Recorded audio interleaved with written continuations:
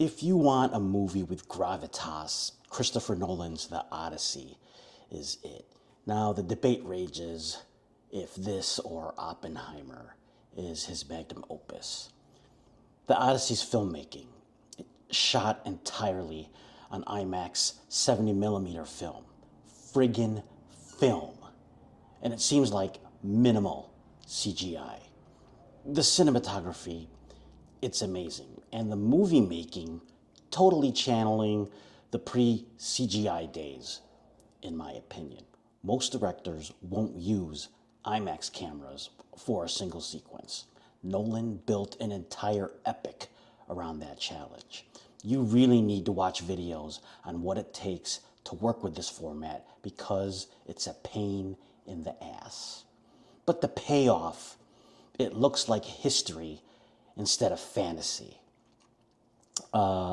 I thought about other movies in this genre like Clash of the Titans and Wrath of the Titans, the two recent ones, not the one from the movie from the 1970s. And those films sell spectacle, cool visuals, surface level storytelling, popcorn. Nolan chooses something harder, actually bringing us into this ancient Greek world. The visuals aren't what stayed with me, though. As usual, Nolan is working on something deeper, the character of Odysseus. Homer brings his hero home, he reclaims the throne, he wins. But Nolan refuses to give him that simple victory. Odysseus hands the crown to his son Telemachus. Then he and Penelope sail to the unknown west. Nolan wants you thinking, are the reunited couple going off to a new life? Or is Nolan suggesting they are sailing into the sunset, chasing the sun, as in the symbolic end of their lives together? Both interpretations work. Both are kind of heartbreaking, because Odysseus mentions leaving for the men he couldn't save and those he left unburied. Now, this is key because in the ancient world, that's a major violation of culture and society. Honor the dead with proper burials. There's also survivor's guilt and a case of major PTSD ready to explode. Nolan does not write the character as a hero, and Matt Damon does not play him as a legend. In this movie, Odysseus is a man who won the war, but he lost himself doing it. He isn't triumphant, he's exhausted and haunted. He doesn't know how to live with what survival cost him. And that's the real story. And then Nolan makes another brilliant choice. He demythologizes the Trojan horse. Most stories present the Trojan horse as history's greatest military trick, but Nolan presents it as history's first moral compromise. On the surface, the horse is quite a sight, but Nolan also presents it like a coffin. It's a gift bearing deception. This is not honorable ancient Greek values, hence the phrase, beware of Greeks bearing gifts. It violates the value of hospitality. Now, in case you forgot your lessons in school when you were reading the Odyssey, hospitality is a key theme of the story. So upon realizing what Nolan seemed to suggest of the horse, I thought about that third act from The Dark Knight, which can be polarizing. But if you remember that act, it had the two fairies. The Joker asked whether people would abandon their principles in order to survive.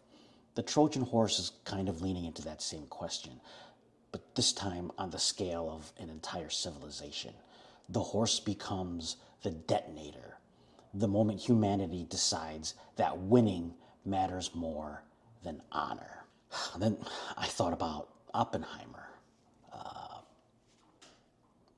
Oppenheimer asks what we sacrifice to achieve greatness. The Odyssey, it asked the same question, but it doesn't need speeches or courtrooms. It lets the trauma do the talking. We know Nolan explores the human condition through his films. He wants us reflective when leaving the theater with thought-provoking endings. From the Odyssey, many are taking a commentary on the world we live in today, hence the gravitas, the breakdown of moral ledger, spurred by elected officials and policymakers. Can society reclaim the values and traditions rooted in empathy, decency, and hospitality? Many are going to get defensive and flat out angry because they feel judged politically and that they're the target of some sort of criticism. If you're threatened by this, that's on you. The best films, they don't hand you answers. They provide a mirror for you to look into. And that's what the gravitas of this really is. Nolan aims higher than superheroes, biopics, or mythology. Here it's the physical weight of practical filmmaking, the psychological weight of a hero who can't escape his past, and the moral weight of a civilization forsaking rules to win. And Nolan's doing all this, again, with 70mm film and almost no use of a green screen, at least in what I can surmise from watching this film. You know, I spent most of my time talking about athletic performance on this channel for fighters and martial artists, but talking about films like the Odyssey are relevant in my opinion, and it's why I want to do it, because athletes and martial artists similarly need the introspection that's raised by this movie.